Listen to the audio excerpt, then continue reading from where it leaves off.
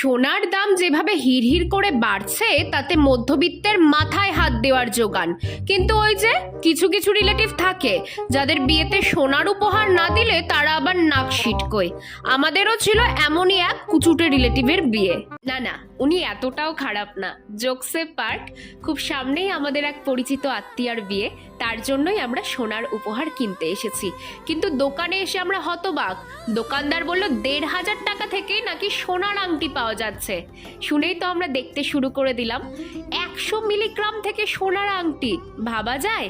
হ্যাঁ, সবটাই ছিল পলার ওপরে, কিন্তু দেখতে কিন্তু দুর্দান্ত। দেখো, আমার তো এতগুলো পছন্দ হয়ে গেছে, তবে সবচেয়ে সুন্দর লেগেছে এটা। হাতে পরার পরও কি সুন্দর লাগছে না দেখো। এটার ওয়েট ছিল ১৪০ মিলিগ্রাম, আর দাম কত জানো? ওই ১৫০০ থেকে ১৬০০ টাকার মাঝামাঝি। কেমন লাগলো তোমরা কিন্তু জানিও। কেমন?